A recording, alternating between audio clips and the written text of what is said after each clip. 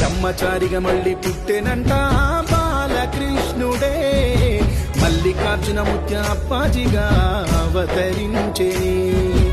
ఆపదలు అరికట్టే హనుమంతుడై వచ్చే హనుమంతరాయ ముత్య కొడుకు ఆపదలు అరికట్టే హనుమంతుడై వచ్చే హనుమంతరాయ ముత్య కొడుకు శరణు అని వేడితే చెరలన్నీ విడిపించే శరణమ్మ పుత్రుడై బ్రహ్మ వంటి బాలయోగి పుట్టే భరత భూమిలో కర్ణాటకలోని యాద్గిరి జిల్లా మహల్ రోజలు